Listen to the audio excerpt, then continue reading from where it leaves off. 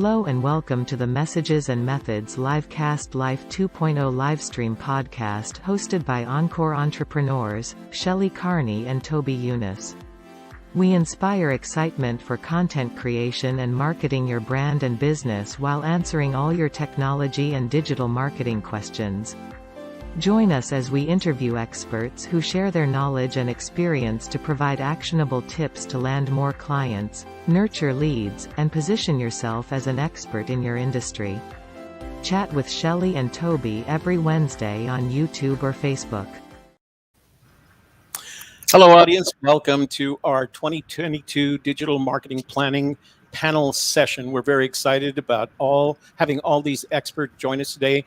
I am kind of sad to tell you that Shelley isn't able to make it today because she and her husband Kevin are at Kevin's post-op meeting with their doctors, and Shelley has told you what's that all about.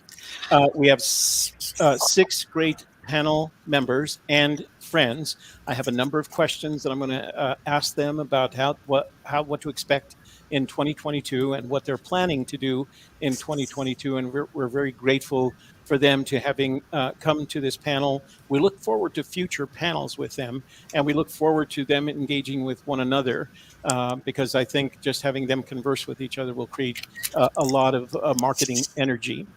So here's how we're going to run the show today. I'm going to start by asking each of our panel members to introduce themselves with who they are, what they do, and the companies that they work for. I have a series of questions that I'm going to ask in a roundtable fashion. And then at the end of each question, I'll ask our panel members if they have any additional commentary on what was previously discussed. At the end, I'm going to ask our panel members to share with you where they can be found on the internet and any freebies or uploads that they have available, or downloads rather, that they have available for you that they can share. And then, of course, we'll do our outro. If you have any questions for anyone, precede your question with the name of the person you'd like initially to answer the question, and then I'll probably make a roundtable of that. You can enter those questions in the chat, and my friend Jen is watching the chat to make sure that we get all those questions answered.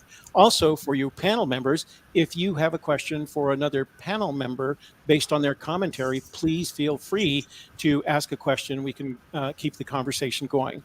We are limiting the panel session to 1 hour. So I'm going to ask our panel members to get their responses out quickly. If you go too long, I'll probably just do a hem or and make a polite interruption to keep us moving. So I'm going to use my screen. I don't know how everybody else sees their screen, and I'm going to call it Around the Horn. So I'm going to ask each of our panel members to introduce themselves. Oh, I do want to mention something else. Since this live stream eventually ends up as a podcast, I will be using their names a lot, probably overusing their names, because I want the people who are listening to the podcast to know who's making the contribution, okay? So let's start with their introductions. And Jen McFarland, let's start with you. Hi, my name is Jen McFarland. I'm the founder of Women Conquer Business. It's a digital marketing consultancy. And I really love helping technophobe business owners. So people who just get overwhelmed by making all of the integrations, making all of the connections, who want to streamline the back end of their marketing operations, and in general, feel more comfortable with putting themselves out there. Now, I do a lot of different things, but that's really my lane today. So Great. thank you so much. I appreciate it. Barbara? I'm Barbara Portzline. I am the founder of Organizational Rebel, and I am a business strategist and an organizational intuitive. So I use a combination of deep OD experience and intuition to help people really fall in love with the work they do. Many years in marketing, my background's in clinical psych, evaluation, organizational development, and really my passion is to help people design a business that has time freedom that they love more than anything. Thank you, Barbara. Tim? So my name's Tim Fitzpatrick. My company's Rialto Marketing. We help service-based businesses primarily create, implement, and manage a marketing plan to communicate the right message to the right people so they can build results that last. So what I see is so many people are overcomplicating marketing, and it doesn't need to be that way. So we want to make it simple. Great. I think simple marketing strategies are the best. Matthew? My name is Matthew O'Brien. I have a company, Mint Social. We're a digital marketing strategy firm. We accelerate marketing results through a process we call failure hacking. We like to fail early. Often, we don't learn from our successes as much as our failures. And we really work with businesses that have a lot of fears, challenges in the past. Unfortunately, us in this space don't always deliver on what we say we do. So we like to eliminate that confusion and look for ways to create scalable, repeatable success that we can build momentum. And typically businesses hire us to generate online sales or leads. And we work with a lot of different sectors, from business to business to business to consumer. Thank you, Matthew. I should mention that Matthew and I met as a result of us having the same client. We both serve a client, from his perspective and mine from mine. So it's good to have him on board. DJ, was that your automatic light? Yes. Oh, virtual. You got to love it, right? Yeah. Hi. Thank you, Toby. Well, you still looked great, by the way. It's still good lighting. So I'm DJ Heckes, founder and owner of Exhibit Visual Solutions. And for busy business owners and executives who don't have time or money to waste on event and retail marketing, what we do is we take the stress out of events through providing innovative displays, graphics, marketing materials, so you can focus on what you do best. And that's a better way to run your business. I truly believe marketing is overwhelming to a lot of business owners. And I love this panel because you have a lot of creativity on this panel and a lot of overlapping. I'd like to think so. So Shelley and I have known DJ for over 7 years now, and we've watched her transition her business to a hybrid business and done a great job of it. So I'm excited to hear the kinds of contributions she can make to today's panel. And finally, Dr. Ty Belkamp. Hey everybody, I'm Ty Belknap with Port Bell SEO. We do all the techie nerd work to help you get your website to the top of the search engines for the keywords that your customers are looking for. Thank you, Ty. And you know what? That K in your name stops every time. So I do that on purpose just to I mess people apologize up. for that. Yeah. And Ty has been a guest on one of our shows, and I have been a guest on one of his shows, and I think he's planning to have Shelley as a guest on one of his shows as well. All right, let's get started with the Q&A. I do want to mention to those of you sitting in the audience, if you do have a question, please post it in the chat room. We'll make sure it gets to the panel members. And if you have a question that's directed specifically at one of the panel members, please feel free to begin your question with their name. And that way I'll ask them first, and then we can move on to the other panel members. All right, let's start with not the beginning, but the past. And I'm going to start, Ty, I'm going to go around the horn, but I'm going to start with you this time. So what did you learn about marketing from 2021? The biggest thing I learned about marketing from 2021, I'm gonna equate that to my clients. My clients are small businesses, and it affected them hugely. And the biggest thing that I learned was pivoting, really pivoting from doing things the same old way. I've been talking until my ears bleed to people about having to get onto the internet, but a lot of small businesses, well, this is the way we've done it all of our lives. This is where we're going to keep doing it. All of a sudden, I'm getting phone calls saying, "Okay, I need to change." But now, unfortunately, my business is also closed, and so I have no money. And so, I would say pivoting, figuring out the digital way to do marketing has been the big thing for my clients. Thank you, DJ. What did you learn from 2021? I would say resilience and perseverance. Talking about pivoting, it is such a big word. I had to take an event and trade show industry that totally crashed for 21 months and decide how to stay alive, keep my employees fed on income, and figure out a way to offer other services to think outside the box. So what we did was we created a lot of virtual events that were online, hosted some global events, and we're still doing a couple in person, and trade shows are coming back. Yeah. I'm going to share this, and I hope you don't mind with the audience. I remember having a telephone conversation with DJ back in 2020 when she told me that she had a couple of choices. One was to figure out how to make this transition and use her resiliency, or just figure out how to let go of the business. And it's obvious to me that she was very successful in transitioning into what I think of as the new world of marketing. Thank you for that, DJ. Matt, how about you? What did you learn from 2021?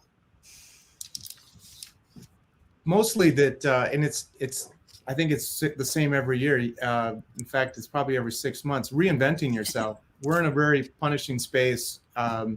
And, businesses they're either there or they're going to get there. And you need to get them on with training wheels. And the best way to start is they always want new business and leads. So if it's SEO, good luck. You're going to take some time to, it's not a click your heels and have action. So we do a lot more pay-per-click now, but we've also, we love working with like Toby because, a lot of clients have underutilized digital assets or like podcasts and content that just never really got any love or light. And that's a great place to start. So we've done a lot of that in 2021 is just getting started with the content model. We like to do interviews. It's just a great way to do it. It's kind of like training wheels to get started. And then we slice and dice that content up. And we have a powerful syndication model with a huge fan base that we can get the word out. And it helps to build that fear factor of if I'm just getting started, how do we do it? Or building momentum like Toby has done with the client we have mutual. It was like, how is this going to work? And all of a sudden, business is coming in the door and he couldn't be more happy with it. And doing a pivot, reinventing himself. So, you never know what happens. Yeah, I'm very excited for what we see in his space. And I have suggested to him on several occasions that he should start including interviews in his program because I think he would make an excellent interviewer. So I'm pushing him that way as well. Matthew, thank you. Tim, how about you? What did you learn from 2021? Gosh, this is pretty similar to what most of the panelists have talked about. We needed to be open to change, right? If we're resistant to change, we're going to run into a lot of problems as business owners. So now, having said that, I think, we had to be open to, do we need to change some of the tactics we were using? Do we need to change some of our offers, some of the services that we have? Having said that, where I focus on the marketing end, which is the fundamentals, those don't change. They're immutable. I don't care what's going on in the market. So there was a lot of change the last few years, but there's still a lot of things that are the same, and they're always going to be the same. That's a great place to be. Thank you, Tim. Barbara? Can you repeat the question exactly question when you read it is- the first time? No, that's fine. The question is, what did you learn about marketing from 2021? Okay, I just wanted to make sure I had it because I am a little older than I look. And so sometimes by the time it gets to me, I'm like, what the hell was the damn question again? Yeah. All right. So for me, it's I know it sounds weird, but it's old school. So I actually, with my clients, we just talked about calling up someone like really on the telephone, not texting, not sending them a messenger, like picking up the phone and calling people and saying, how can I give value to this person today? And for our marketing, that's what we did. We went back to old school. There's a lot of noise on social media. There was a lot of noise on the internet. And really, it's about being authentic, aligned, and giving value. And that's what I learned for 2021. And people that did that and didn't think of, can I get a lead? Can I get a sale? And really just focused on value, increase their business exponentially through relationships and trust. That's excellent advice. Thank you, Barbara. Jen? Thanks, Toby. I think that what I learned really the most is you can still have goals amidst all of this uncertainty. And I learned that long ago because I was in Peace Corps where you don't know anything and everything's uncertain. But business owners who were hesitant to make some of the changes as we shifted, I like the way Toby put it as like a whole new world. I'm like Tim, I work in fundamentals, and we can still set up short, medium, and long-term goals that meet the needs of an organization when you focus on the fundamentals and you're not just chasing trends all the time. And I think that that's one of the things that has really helped anchor not only my work, but also calm my clients down, is the idea that you don't have to know everything that's going to happen, but if you know what it is that you want, we can position and point you in that direction, no matter what's going on outside. Thank you, Jen. So I don't normally as a moderator add to this, but I do have two things that I want to add. Number one is what we learned from 2021 is that we're better at pivoting than our clients. And that means they need a lot of help and support and patience. And Shelley is very good with this. I'm not as good as Shelley. But what they need is a lot of help and support and patience, getting them through this idea of what I would call the new world of digital marketing. The second thing that, and this just happened yesterday, but I realized that 2021 prevented me from doing this. Shelley and I attended a Sandler Sales Institute online webinar on the topic of prospecting. And the gentleman started by going around the room and he called on me first. And he said, Toby, what is your business?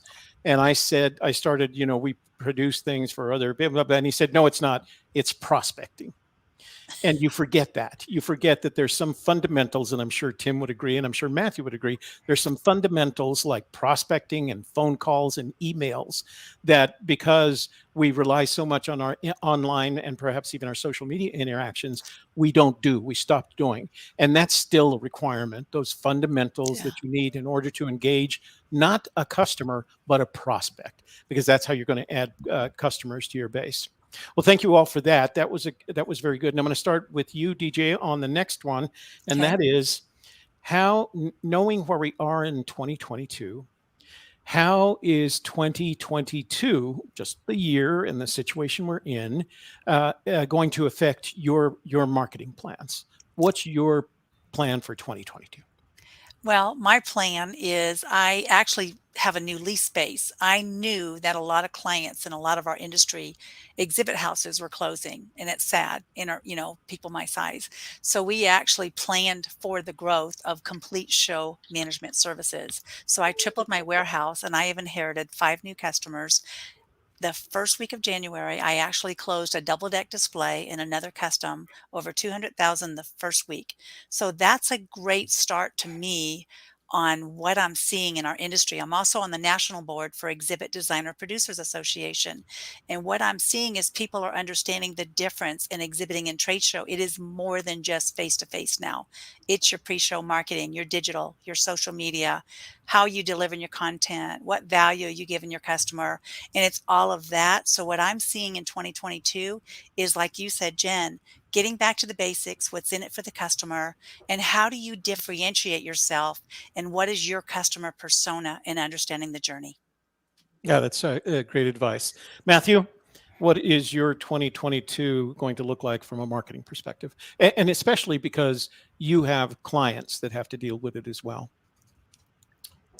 Yeah, so we've done a pivot where we're focusing primarily on businesses that are more purpose-driven.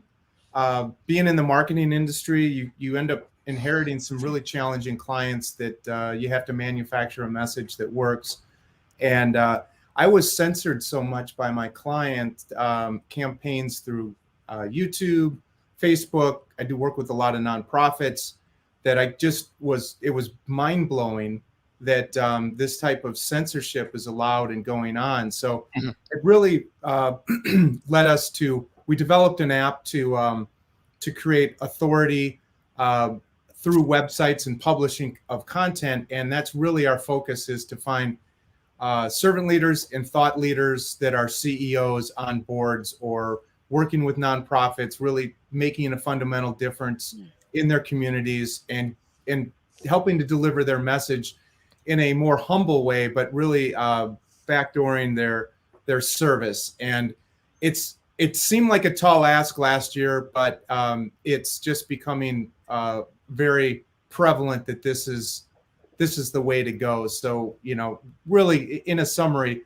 we're elevating the expertise of the executive team of a company that is really has a story to tell that's not just about their company. Yeah, great strategy. Tim, what's your 2022 marketing going to look like? More of the same as I did in 2021. No changes for me. We are heavily, from a marketing standpoint, from my own company, heavily content based. Mhm. We do a lot of content. And when I say content, I mean that pretty loosely. Mhm.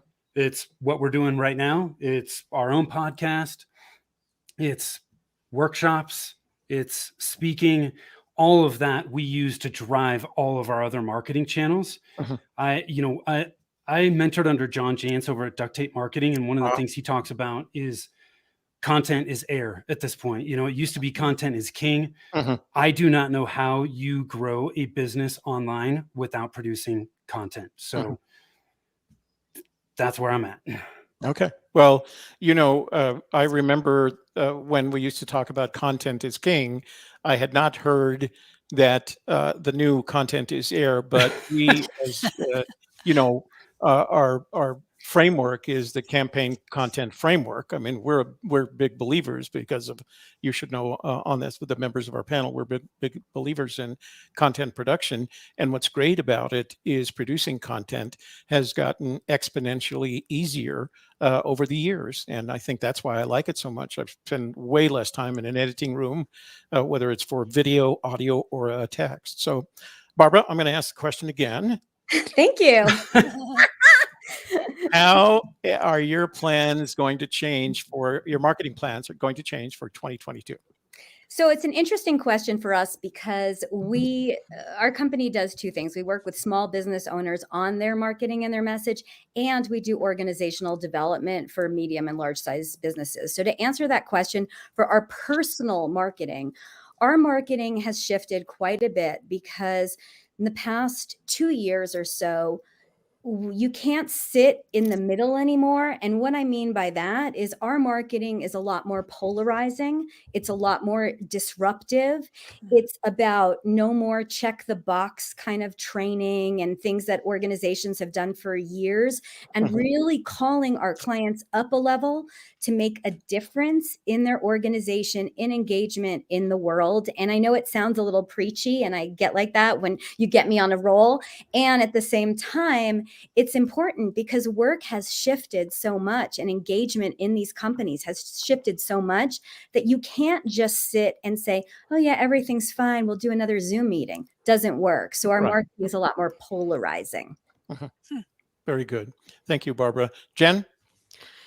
Thanks, Toby. I would say that it comes down to two things. And I would say that this is a reflection of not only my own marketing, but what I share with my clients as well, is it comes down to consistency and listening to the clients, listening to what inside. Like sometimes we're not our own best customers, whether it's in marketing or anything else. So listening and then being consistent about, if you say something on Facebook, it better be on your Google business profile. It better be on your website, all of the messaging, how you treat your clients, how you message to people that you don't know for leads, like that all needs to be consistent and uniform. And that's really the goal for myself and then in my work with clients this year. That's very very good thought. And I want to ask the next question about the clients, but before, I'm sorry, Ty, I need to make sure I get all the way around the horn. So Ty, how is 2022 going to affect your marketing plans? Well, I'm actually going to go a little bit against the flow. I've never done that before in my life. And I'm going to say, do it different. There's a lot of people that are talking about doing the same and doing more. And Tim talked about content marketing. I'm a big content marketer myself. But when you've got a website where all the major web pages already have 2,000 to 3,000 words and they're already done correctly, what are you not doing? I might have a client that's got a great content website, but they have no backlinks coming back to their site. Or we might have a client that has an amazing social media site, tons of Facebook lives, but they've never taken them and moved them to YouTube. Right. So what are you not doing that you can start doing? And even if it doesn't work, as we all know, the stuff that doesn't work kind of teaches us more than the stuff that does work sometimes, doesn't it? And so that's why we actually started this last year with our clients. We started looking at what are we not doing that we could be doing. No, I think that's excellent. So I do want to tell our audience, if you do have a question, either for the entire panel or just one of the panel members, please indicate that by adding it to the chat. And if you wanted to go specifically to one of the panel members, precede your question with the person's name, and I'm gonna post that from my son, my oldest son, Jason, who's watching us today, who's quite the marketeer himself. He's an artist, so he has to be really, really good at that. So I think I'll direct this question starting with you, Matt. Given content is ARR, and I think he's going to have to tell me what that is. Air. Air. Tim said content was air. Oh, okay. Yes. Given content is air, if you're an old school manufacturer, which is what he is, how do you take advantage of the new digital content marketing model? So, Tim, since you brought it up, let's start with you, and I'll go around the horn on this question. I'm going to leave the question up so that we can answer it. Then I've got another question for you dealing with social media. So, Tim, let's go back to you since you brought up air. Cool. Content is Yeah. air. So I think some of the other panelists still have more to add to this, but my answer to this question is going to be it depends. And it depends because you need to understand as a manufacturer, who are your ideal clients? Everything from a marketing standpoint starts with your ideal clients. Mm-hmm. If you don't understand that, you are going to have no idea what the hell you need to do. So you got to first understand who those ideal clients are and understand, I think it was DJ that touched on this. You got to understand the customer journey, the journey that they have, the time they think about buying from you as a manufacturer or a competitor, all the way through buying and doing repeat and referral business. When you understand what that journey is, who they are, what's important to them, then you can start to identify the types of content that you need to create to push them through, to pull them through that journey and you can create content for each stage of the customer journey, but you can't do that until you first understand what the journey is. So that's a very out there answer, but it's the best way I can tell you how to answer it. You got to. This is Jen. I totally agree, Tim, because fundamentally good content or search engine optimization, getting found on Google, all of that, it's really about answering customers' questions. And if you're not answering the questions that they're asking, and you're not in the places where they are, then no marketing consultant in the world is going to be able to help you. We are not mind readers. We can take a best guess based on what happens in manufacturing, but part of this is about the work that you do around your specific people, and then we're here to help you facilitate that in the best way we can. So I'm going to go to the others in just a moment, but since I know Jason and what he does, I'm going to add another dimension. He actually has what I would call 3 product lines. He produces art and he sells art, but he also sells tools and he also sells training. So he has kind of this well-rounded approach to what he's doing. Barbara, your thoughts on what do you do to take advantage of the new digital content marketing model?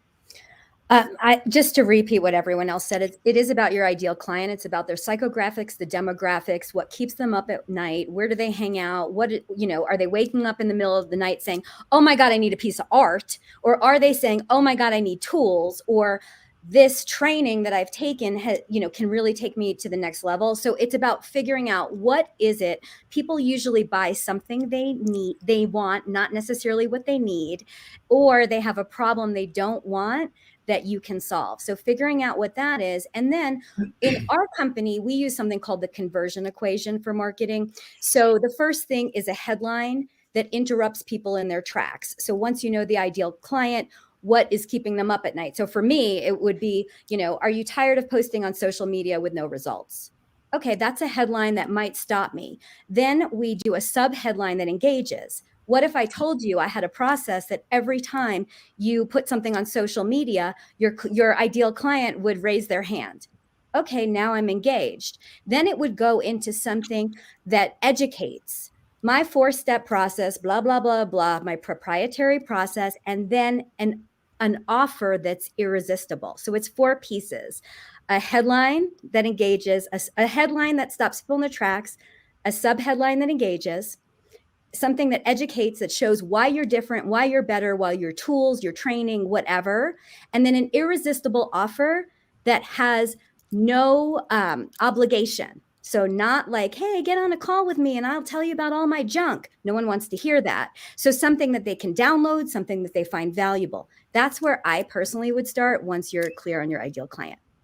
So, Ty, anything to add to that? Uh, Not really to add. I think they did a fantastic job, but maybe just another way of thinking about it. And I tell my clients this when I'm coaching them: you sell the sizzle. You think about it. You've got that hot barbecue, and you just put it on there, and you can hear that sizzle, and you can start to smell the smell. But is that smell meat or is it vegetables? Yeah. If you don't know your ideal client, you might be selling meat to vegetarians. Mm-hmm. That's why it's so important to know that. So, DJ, anything to add?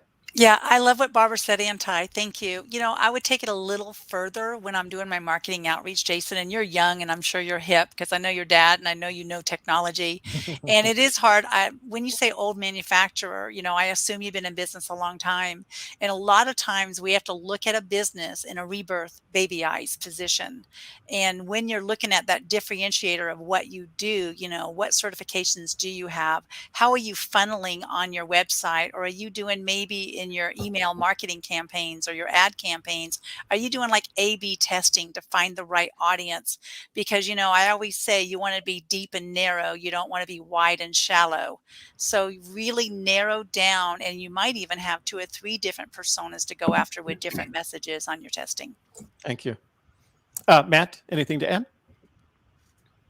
I think the question's a little misleading because one of those businesses is not in old school manufacturer.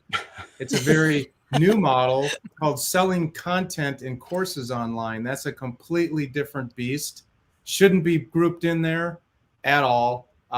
Maybe a reference to it, but that's a completely different business. And the artwork, that just seems to be a social play with micro influencers and potentially some pay-per-click to just test the waters and see what people think about your art and who the audience is. Sometimes we as marketers think we can figure out who your audience is, but art's a funky thing. And you're going to probably want to throw it out to you're going to probably have to go wide funnel before you can build narrow, unless you can find a vein in there. So a lot of failure hacking is, I'd like to say, to really find your audience, but that's part of the fun. Well, I should point out that when Jason uses the word old school manufacturer, his art is metalwork, and he does everything by hand. And his classes, when he does have classes, they're person-to-person classes. They meet. Nice. They meet in locations that there's a beautiful location that I filmed for him once at the old San Isidro church, but they meet in person. And what's amazing about this work to me, and I'm just sharing some of my experiences with my own son, what's amazing about this work is you walk in and they're all pounding with the hammers on the metal and you hear that sound.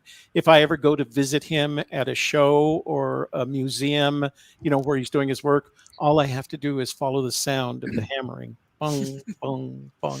It's really amazing. So it is very old school. Oh, and that's the other thing. The work that he does is based on the work that is managed by the Spanish Colonial Art Society. So this work goes back literally to the 1500s.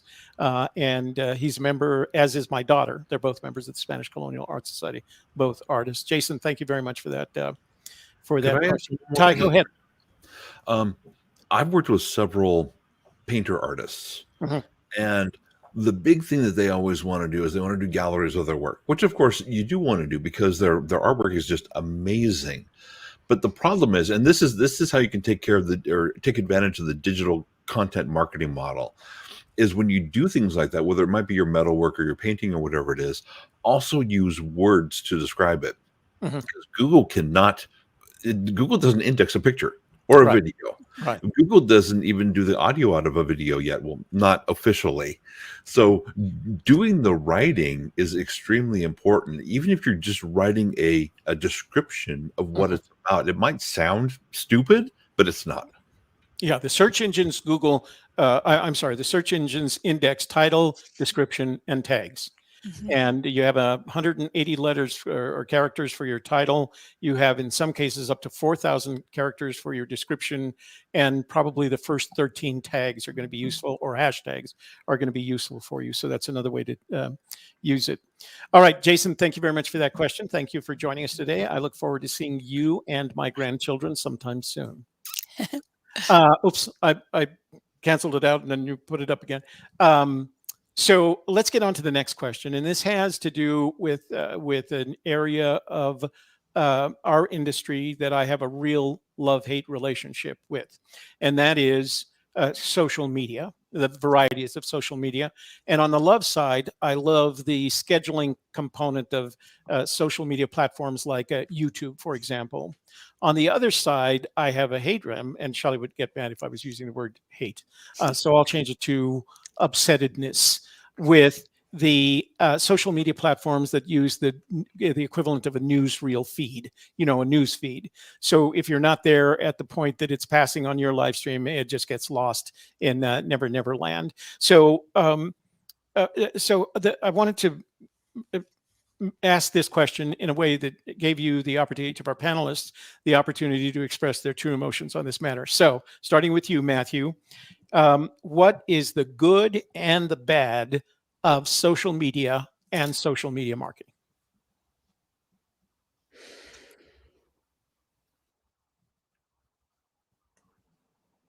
Matt, you're on mute. Here, I can do that here. I got it. Sorry. So it's the good and the bad of social media marketing. Yeah, it can be a black hole of your time, a huge time suck with zero results to show for it. And most businesses approach Mint Social because they think they need social media. And it's really just because it's like a peer pressure thing. I don't know what it is. But I look at social media as a component to the syndication model of you have content, you're going to deliver it to where people are online, and social media is a great place to syndicate to. But ultimately, you want to interrupt them and bring them back. And I think the positive thing with social media these days, unfortunately, is paid advertising, because you can test the waters and find a very narrow niche audience and not spend a lot of money. And places like Facebook give you all the data, not as much as we used to get last year, but we do get a lot. And it's a great place to test the waters with a small ad budget. And it will tell you who cares, and it will give you an idea of who you should be focusing on attracting, because we're going to hit our networks and we're going to throw it out there. But it's really it can be really messy. And the publishing platforms, Toby, that you're talking about, we use a lot of the tools to automate life. And that's when social media gets fun, when you can really step back and get ahead of the flurry and then focus on what I would call more important revenue generating opportunities. Unless social media, you find the vein, but it's a pay for play these days, unless you've been really smart with building a massive audience. And still, clients that have hundreds of thousands, they still aren't getting the action without putting a little dollar behind it. Thank you, Matt. Tim, what is the good and bad of social media and social media marketing? I'll start with the bad. So on the bad, I think there are still a lot of business owners that are unrealistic about what needs to happen on social media. We're just going to post our stuff and we're going to be good, right? It is social. It's not a one-sided conversation. So we need to, I think a lot more people need to focus on the social side of it and starting to interact. That is how I think most of us can really benefit from using social media for our business. The good, I still think there's a ton of opportunity. As Matt touched on, I think in a lot of channels, it has become pay to play, but I still think there are plenty of ways to generate business without paying on social media. We just need to have a plan, and we need to work that plan, and just know that the plan you start with is not the plan you're going to end with. So you're going to have to make course corrections and modifications along the way. Thank you. Before we go on to Barbara, Christy, I do see your question, and we will post that question on the screen after we finish the panel members with this one. So Barbara, what is the good and the bad of social media and social media marketing? I have nothing new to add. Oh, okay, well, that's good. What, geez, do you agree? Is that you're agreeing with everybody? Mm-hmm. Okay. Jen, I know you have some thoughts on this matter. I do. There are different, not all social media is created equally. Pinterest, YouTube, these are more search engines than they are social media. So I'm really engaged in places where you can get a little more bang for your buck than Facebook, where Ignite Social did research and they found that the average Facebook post gets like 2% organic reach now.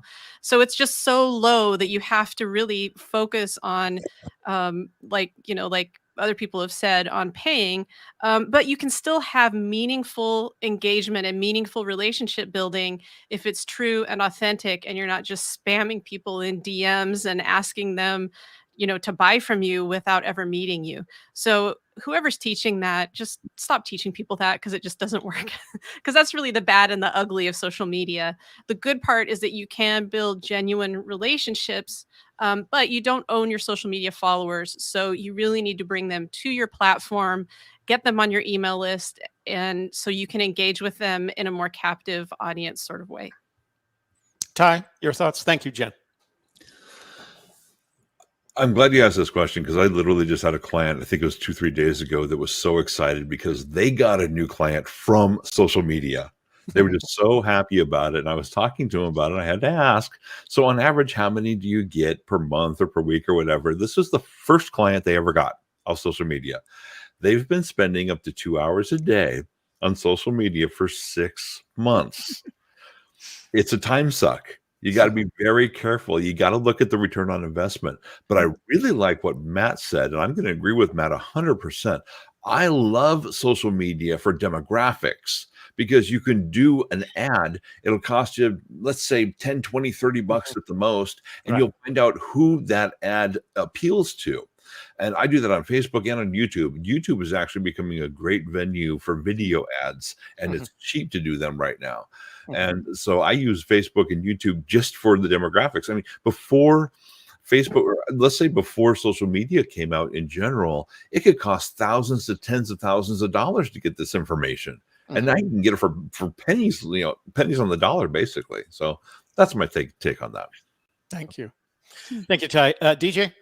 I just finished my digital marketing expert certification to get up to date on Facebook. Congratulations. Thank you. And Facebook, I'm a little irritated with a little bit, because they cap you out at 5,000 unless you want to be an author. And I am an author, but I have too many accounts. I don't want to establish a new account. So I'm capped. Okay. So I don't like any social media that limits your what you can do in your reach. Now, LinkedIn, I use for my exhibit business, and believe it or not, I do get business, and I am not a hunter that goes out there. I hate it when someone says, will you connect? I'll make sure we have a lot of commonalities.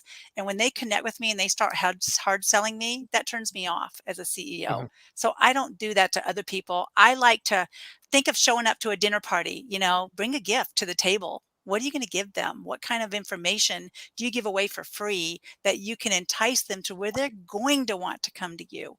And that's what I believe in LinkedIn. In Facebook, I use it for a different avenue. I host an annual event for about 1,000 attendees and 100 exhibitors. And what I do is I use that for the paid advertisement. I actually have a budget going on right now, $175 a week. It starts this week, and I'm doing the A/B testing on the design and the messaging, and I'll track all the demographics and figure out the wide and the narrow, and that's how I use Facebook. Good. That's a good way to do it. Although, like I said, I do have a very odd relationship with social media. I'm with, I think most of you when I say it's great for advertising, and the advertising is great for collecting demographic data. We have had an occasional indication of interest from our advertising, but mostly I just use it for demographics as the others do. And secondly, while it can be a time suck, you have to avoid letting yourself turn into that, because as I learned yesterday and probably believed, posting on Facebook is not the same as prospecting. It's a far reach end of marketing. It's not really engaging interactively with clients. So my good friend Christy, who we've done some work for the college that she's an administrator at, and when she used the letters TY, I thought she was addressing this to me, but I realized that she's addressing it to Ty. But I'll give anybody else who wants a shot at it. Christy says, you said focus customers on what they are not doing.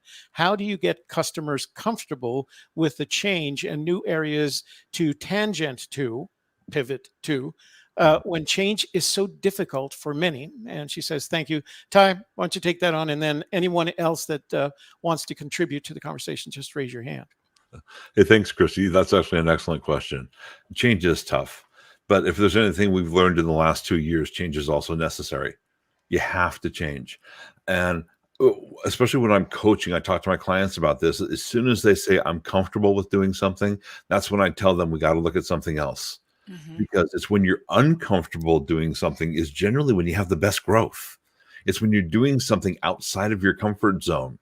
Yeah, my comfort zone is sitting on my couch and watching movies, but I don't make a lot of money doing that.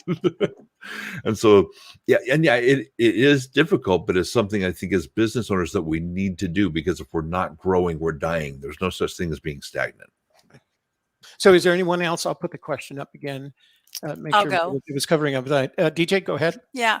I run across this all the time, because when you're dealing with businesses of all facets, small and medium and nationally, and you see them, we've been doing this the same time. I know what I'm doing at trade shows, but I'm not getting leads. I don't understand because I'm doing everything the right way. And it's like, you got to think differently.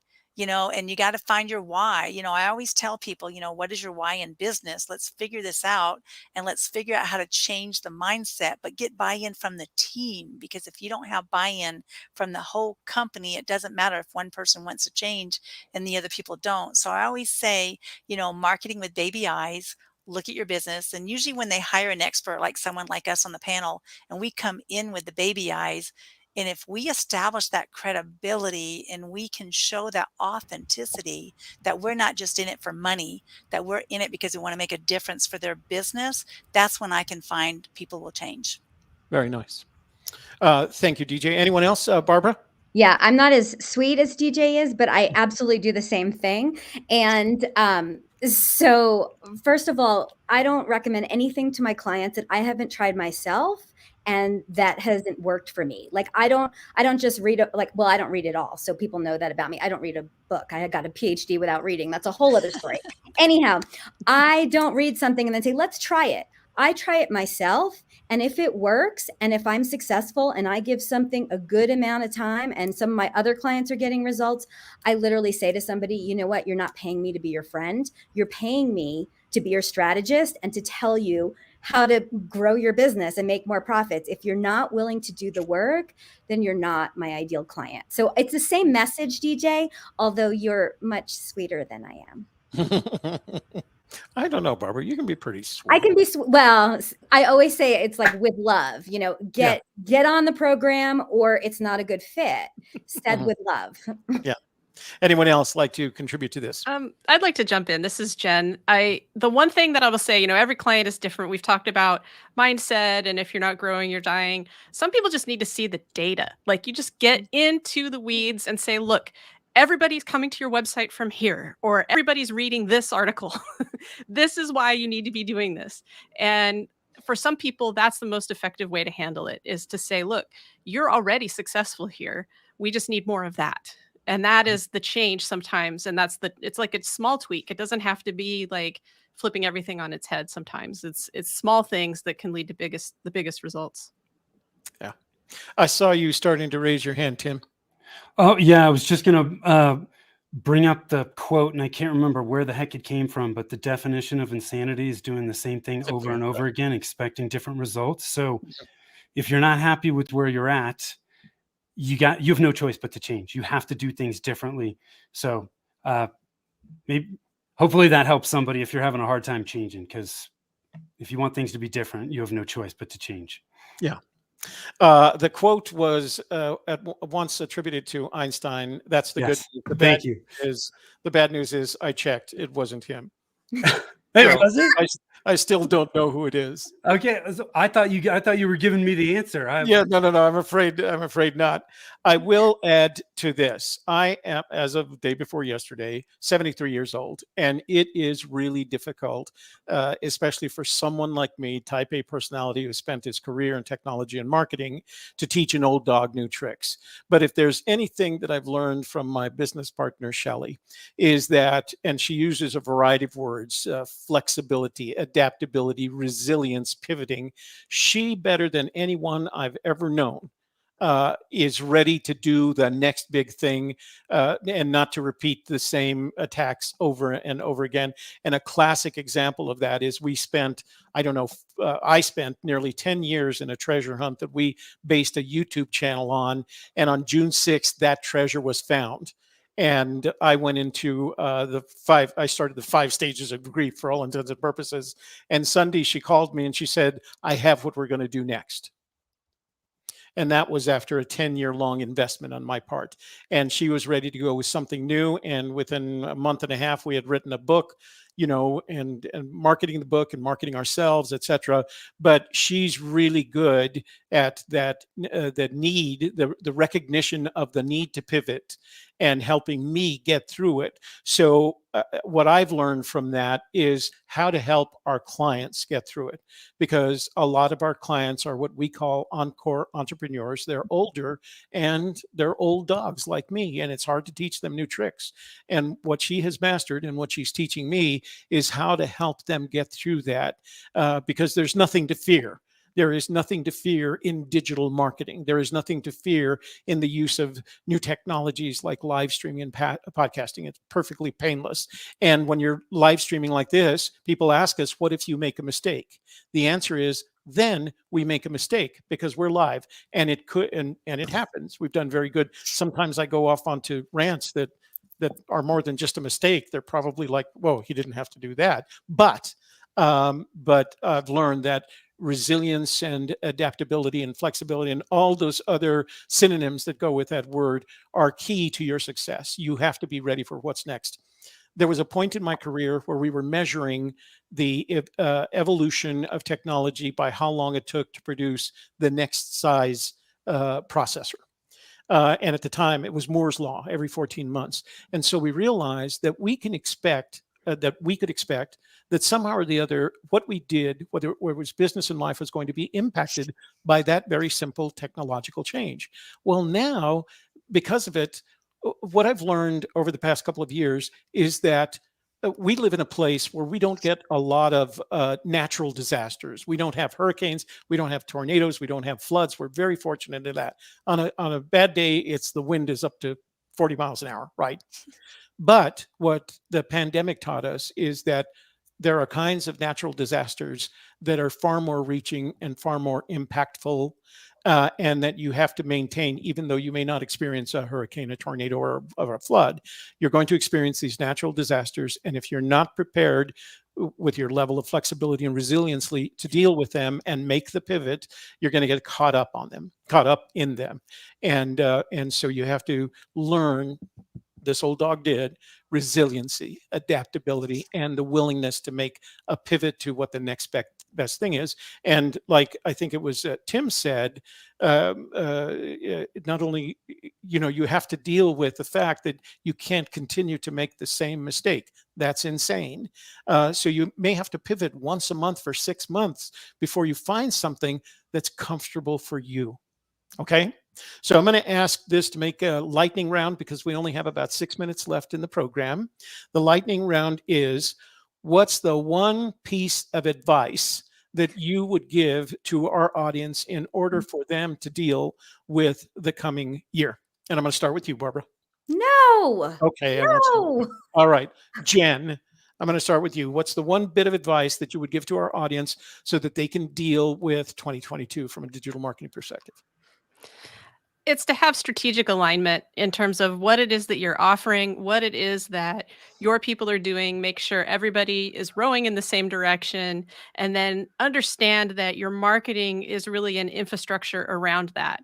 You can use all the techie tools, you can do so many different things, but it really matters most what happens when they get to you and your platform, and that it's all consistent. You can have the greatest marketing in the world, but if it's a bad customer experience when they arrive at your door, that's the biggest problem of all. So really pay attention to your goals, have strategic alignment in everything that you do.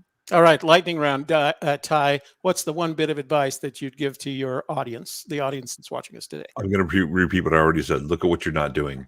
It's going to be tough. It's going to be stressful. It's going to be a stretch. But even if it doesn't work, you're going to learn something from it. So just look at what you're not doing and think about doing it. Great. DJ?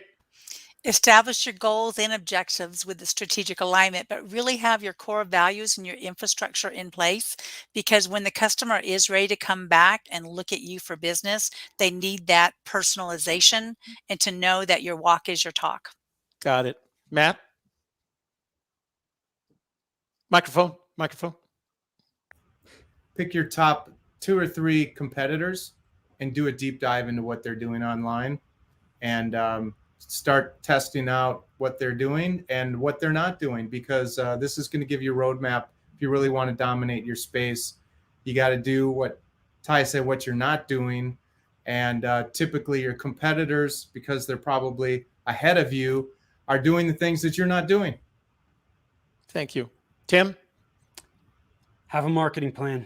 If you don't, you will not understand your priorities, and you will be like a squirrel chasing a nut, because there is a new tactic and a new guru saying you need to do this every damn day or week. So have a plan. And Barbara, can I come back to you? Yes. Okay. Just focus on giving value. Right. Just focus on giving value. Come from the heart.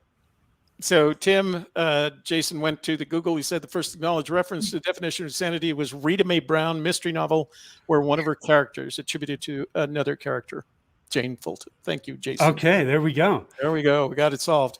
All right. Last but not least, before we go, and I'm going to start with you, Jen, because I know you have to get to another video conference. Tell people where they can find you on the internet, and if you have any downloads that they can get to, a call to action of some kind, share that with them as well. Sure. Barbara, I'm I'm coming to you next. Okay. Sorry. I jumped right in. My website is womenconquerbiz.com, and you can find all kinds of blogs, videos, tools there. I'm most active on social media on LinkedIn, although I also have a YouTube channel with a lot there. And if you are interested in a whole bunch of different marketing resources, you can go to womenconquerbiz.com/free, and that will get you into all the free stuff. Thank you so much for having me. I really appreciated everybody here today. This was great. We are glad that you are here. Barbara? Okay, you can get in touch with me at team@organizationalrebel.com. And I do have something called Profit Acceleration Simulator, which shows you if you make small changes in your marketing, how it can increase your profit. And that is at profitdeepdive.com. And for those of you that are either watching the replay or listening to the podcast, we will incorporate all these links in the description box below the video or the podcast. Tim? Best place to find me is our website, rialtomarketing.com. So it's RIALTO marketing.com. If you're struggling, you're not sure what the next step is for your marketing and you need some clarity, just hit the get a free consult button on that homepage. It's all over the place. And I'll be happy to chat with you and help you outline what those next steps should be to get where you want to go. Thank you. Matt? People can reach out to me through my website, mintsocial.com.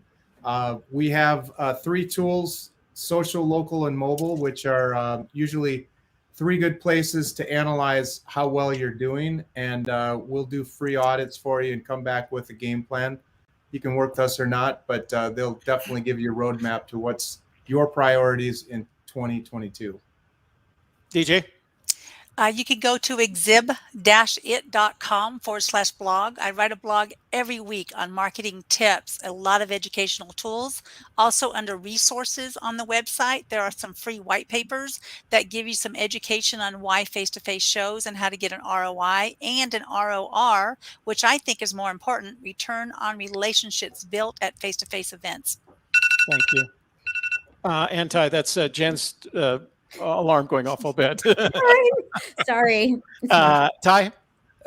Our website is portbell.com, but always remember the cornerstone of all of your marketing has to be your website. But your website isn't going to do anything if the search engines don't like it. So go to Ty's free book, TYS freebook.com, and download the workbook. Is your website search engine friendly? All right, thank you. I do want to note this comment from my son, Jason, who says, thanks to the panel for the exceptional information. And I agree 100%. I want to thank the panel for joining us today in this. I want to especially thank Jen for acting in Shelley's stead. Shelley, we missed you. And we know you could have made wonderful contributions to today's conversation. And we plan on having panels in the future, usually the first of every month, maybe the first of every quarter. We don't know quite sure yet, in addition to our regular programming. So if you in the audience have some ideas about what kind of panel you'd like to see in the realm of digital marketing, whether or not it's 2022, please send an email to support@messagesandmethods.com. All the information that you need to find us is scrolling below us on the video, but as I said earlier, I will incorporate that into the description boxes of each of the videos and each of the podcasts as well. So panel members, I am so grateful, one, that I asked you to be here, and two, that you joined us today. You were an outstanding panel, very informative, and I loved being the moderator on it because I didn't have to do any serious thought. I just ask questions of you guys and let you think it out for us. But excellent information. I'm sure our audience, whether they're watching the video or listening to the podcast, will learn from it. And we look forward to having you on future panels as well. So thank you very much. I appreciate our panel. I appreciate our audience. I especially appreciate those of you who took the time to enter comments into the chat room. And we look forward to seeing you next week. Keep an eye out for Shelley and I. We have a new Amazon Live channel. You can find us at follow.videotero.com. And if you ever wanted to learn more about photography, videography, lighting, audio, and live streaming tools that you can buy on Amazon, join us. We're having a lot of fun with it. So it's really kind of cute because Shelley has a great time with it as well. And Shelley, like I said, we missed you, but we look forward to seeing you tomorrow on your show with Jen on Women Conquer Business. So thanks again, guys. Have a good day. Bye, everyone. Bye. Thank you for joining Messages and Methods Livecast Life 2.0, hosted by Shelley Carney and Toby Eunice. Please subscribe and leave a comment or question, and we'll consider your ideas for future shows. Share this podcast with your family and friends so they can learn about current digital marketing practices, too. Check the show notes for links and resources, and please come back again next week.